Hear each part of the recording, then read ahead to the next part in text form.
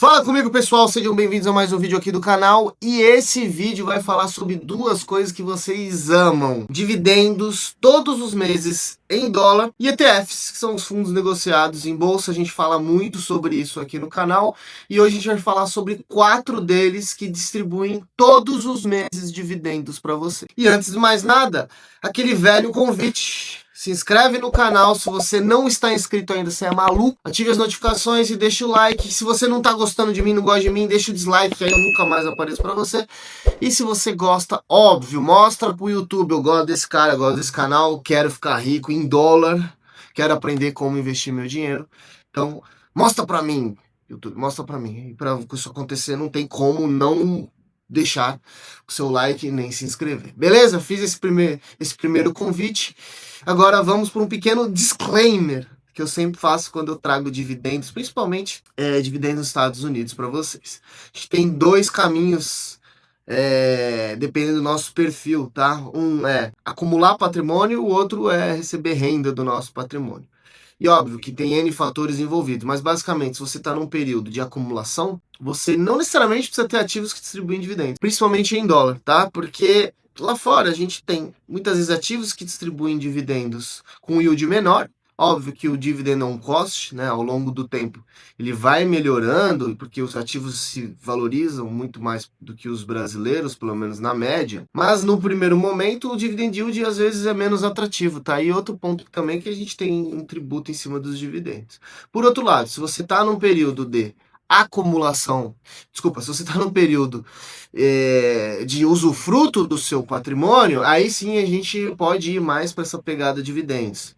E aí, óbvio, a gente tem que usar muita coisa que tem no Brasil, inclusive a renda fixa brasileira, para poder receber em dinheiro ali na nossa conta o cascalho que eu sei que vocês gostam muito. O brasileiro é muito acostumado, né? Inclusive, uma das principais perguntas que eu recebo quando eu falo de algum ETF no meu Instagram é: quando que ele paga? Quando que ele paga? Aí eu tenho que responder: pessoal, normalmente ETFs que você investe no Brasil não pagam dividendos, tá? Só que hoje a gente vai falar de ETFs que você vai usar um home broker de uma corretora lá fora, tá? E você não precisa pegar o avião e ir para os Estados Unidos para isso, não, tá? Em poucos minutos você abre conta aí, Avenue, Nomad, Banco Inter Global, XP Global, tem várias corretoras aí, enfim. Inclusive, vocês já me pediram, eu vou fazer vídeo sobre algumas dessas corretoras, mostrando como elas funcionam. Agora vamos diretamente para o conteúdo. A gente vai falar sobre 4 ETFs que distribuem dividendos mensais. Recentemente fiz um vídeo, inclusive no final desse vídeo eu vou deixar, que é falando sobre 5 ETFs que distribuem dividendos. Agora a gente vai falar sobre ETFs que distribuem dividendos mensais. Beleza? Vamos lá, começando por um ETF que lá fora costuma ser muito falado, né? Muito mais famoso do que aqui, que é o DHS, ticker DHS. E ele basicamente vai pegar empresas que distribuem dividendos nos últimos 12 meses e vai excluir empresas menores.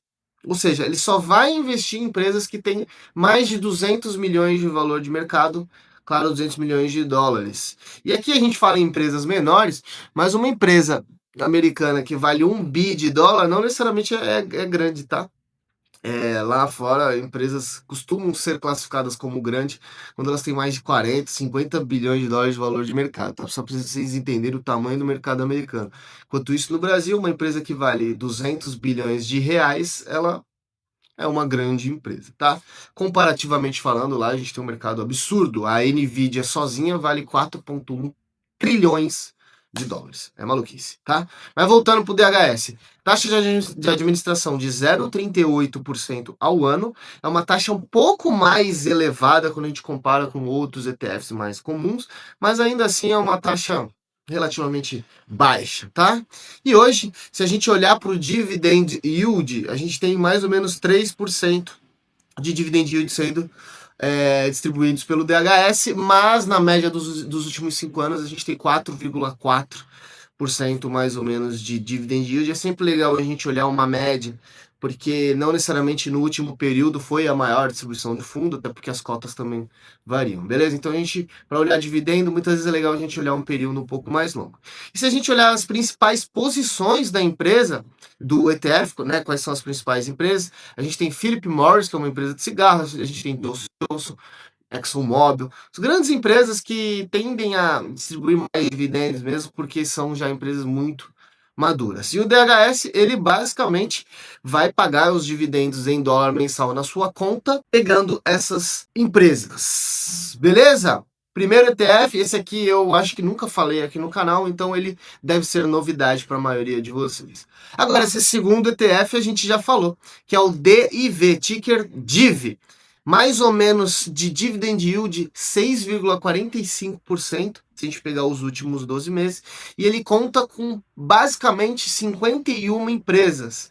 Ele vai pegar um índice que iguala as empresas, ou seja, nenhuma vai ter um peso muito grande, porque a capitalização do índice, a divisão, na verdade, do índice é deixar todas as empresas com o mesmo peso. Então ele vai ter na composição lá das principais empresas dele, todas com mais ou menos o mesmo tamanho ali dentro do fundo. Isso traz um pouco menos de risco de concentração em determinados ativos. E qual que é a estratégia do DIV? É pegar empresas com altos dividendos, high yield, e com uma menor volatilidade. Ele faz uma combinação, tá?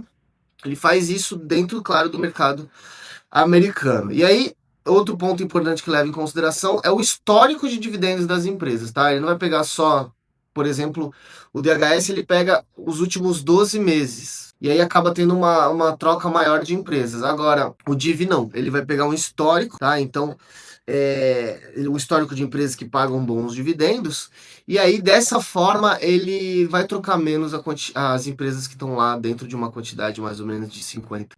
Quando a gente olha para setor, né, dele, você acaba tendo uma leve quantidade de empresas mais de energia, empresas de serviços de utilidades, empresas de finanças. A gente costuma ter mais essas empresas porque elas são mais distribuidoras de dividendos mesmo e costumam também ter, às vezes, uma volatilidade relativamente menor, como por exemplo uma empresa de tecnologia, tá? E esse ETF ele tem uma reconstituição do índice. O índice ele vai mudar, às vezes a gente tem alguns ETFs que mudam com uma frequência maior, mas ele vai mudar basicamente anualmente. Para quem me acompanha aqui no canal já conhece o DIV ou já deveria conhecer, tá? É um ETF com uma quantidade de empresas limitadas com yield relativamente elevado. Agora vamos para o próximo ETF que distribui dividendos mensais, que é o SPHD. É um ETF que eu também não falei ainda aqui no canal. Ele distribui dividendos em dólar mensalmente e também seleciona 50 empresas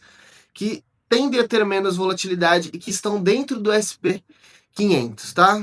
E ele vai olhar ali também as empresas que têm maiores rendimentos, uma distribuição de dividendos mais elevada, e ele vai levar em consideração também os últimos 12 meses.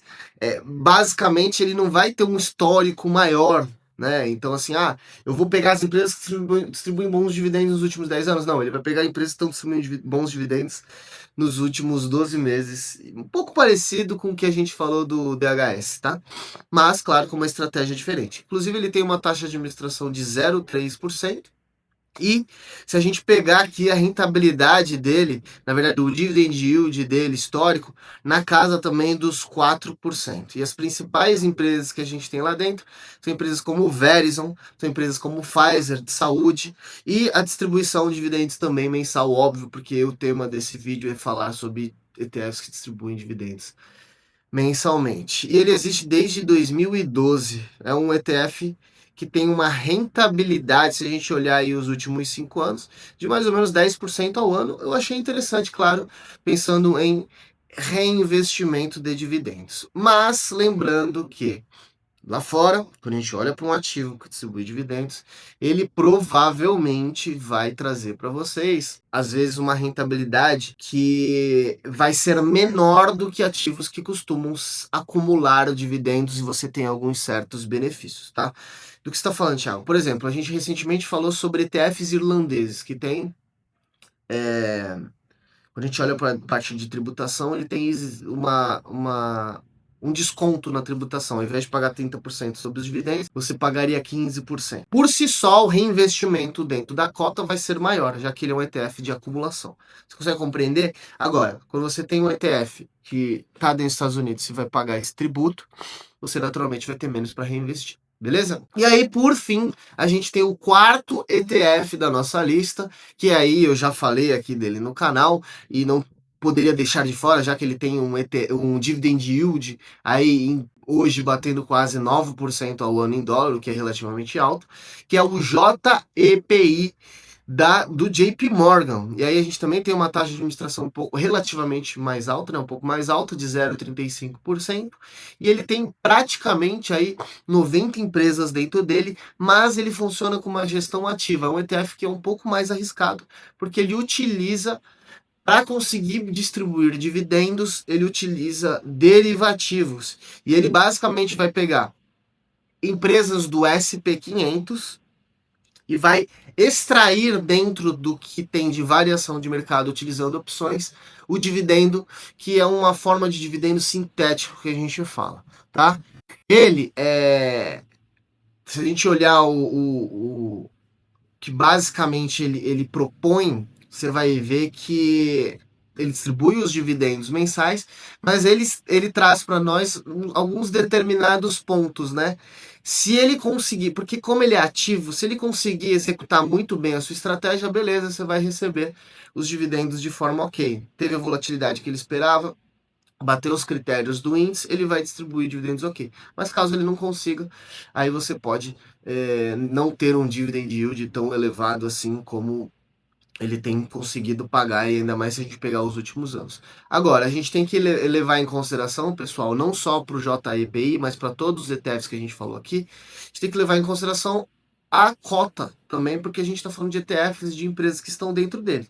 Então não adianta a gente olhar só para o dividend yield e não olhar para a valorização ou desvalorização das cotas, tá? Então a gente tem que sempre combinar o quanto que o ETF se valorizou ou desvalorizou, mais o que ele distribuiu de dividendos. Porque no final do dia, a gente tem que ter um retorno total maior do que se você, por exemplo, só ficasse no SP500. Thiago, mas eu não necessariamente quero ter acumulação, eu quero ter uma renda. Beleza, tudo bem. Aí é uma escolha sua, tá? Mas no final do dia, pessoal, o que importa muitas vezes é o nosso retorno total, beleza? Eu sempre gosto de falar isso, porque muitos de vocês às vezes se iludem. Nossa, tá pagando ótimos dividendos, eu vou comprar, vou colocar na minha carteira. Só que no final do dia, pô, se você tivesse comprado esse SP500, que traz menos volatilidade, traz menos risco, você pode levar por um bom tempo na sua carteira com muita facilidade, eles trariam um retorno maior, tá? Então não se iludam com dividend yields